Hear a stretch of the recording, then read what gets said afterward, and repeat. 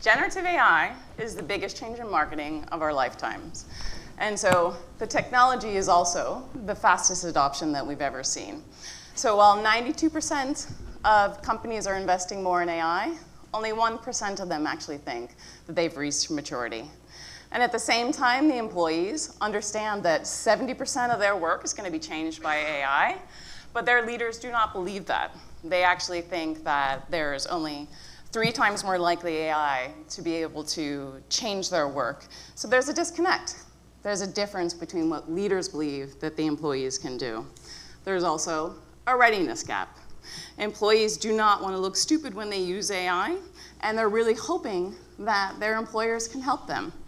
They trust them 1.3 times more than their other institutions to actually get that right. So at the end of the day, the real problem is not the people, and it is not the technology. It's leadership.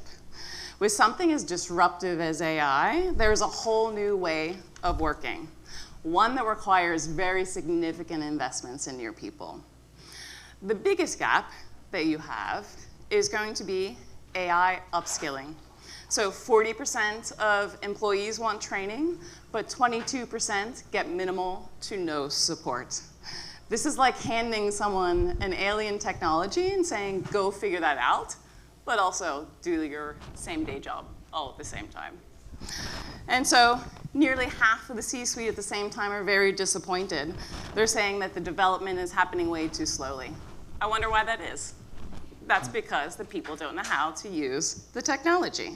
Basic chatting with ChatGPT without understanding prompting is like driving a Maserati at 10 miles an hour. Why would you do that? So at the same time, leaders are blaming their employees. 2.4 more likely to cite employee readiness as their biggest barrier. This change is massive. I don't actually think that's fair. I don't. There's a very small percentage of people that know how to use AI in an impactful and meaningful way.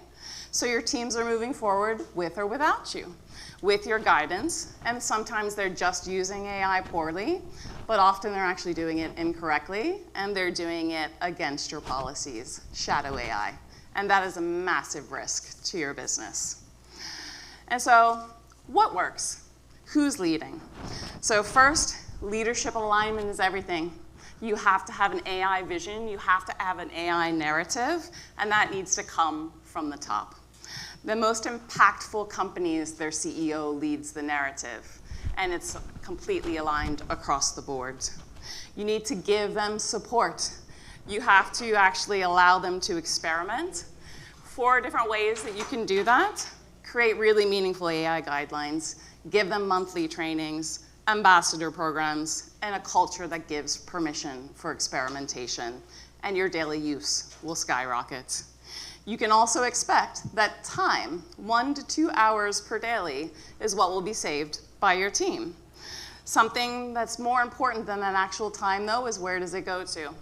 And the research and what I've done with my teams is going to strategic work, it's going to creative work, it's going towards stakeholder management. And that couldn't be more important for the type of things that we do. The next critical factor is find your champions. So managers see how AI tools can sort of change and solve problems. Actually, you see 67% of them see that leap. Invest in those people. Like, those people are going to make more change in your organization than any consultant can do. And those champions need to be deep in your processes as well.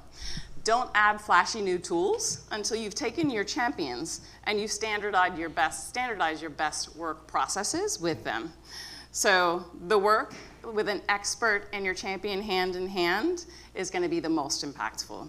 And when you do all of this right, your teams are going to have swagger. They will be proud of their AI knowledge. I have one client where 80% of the team is happier because they're proficient in AI. And so that culture shift is absolutely invaluable in so many different ways. That kind of change does not happen with one AI workshop or a standard co-pilot webinar. You need to invest in sustained learning. You need to have deep dives. You need prompt engineering for image generation. You need synthetic audience testing. You need answer engine optimization. You need agentic workflows. And when you do so, you unlock significant value. Time to adjust for all of the changes that are happening because of generative AI. Now that everyone has AI, the standards of your content need to go up, and so you need to create new types of content and experiment. That time will allow you to do that. And when your content creation and editing workflows are improved, the other thing that you can do as your creativity starts to flow is reimagine for the future. Reorganize for the future, because you're gonna have to. The capacity that is unlocked also allows your team to do the same. I'm currently seeing in one client, 57% of their employees are taking on at least two more projects at a time. Think about what that allows and the morale that comes along with that. Suddenly, people have new opportunities. They can follow their passions. That is also incredibly valuable. And so, last but not least, expectations are gonna continue to rise, both on the growth and both with impact. Eyes are on all C-suite leaders and how they need to reinvent and lead their teams to successful adoption. I'm following this technology so deeply, and every day, I'm wowed with something else. So your teams are ready. The technology works, especially if you actually teach your teams how to use it. And right now, we're still early. So there's a massive opportunity to gain competitive advantage. So how will you lead your team's evolution on Monday?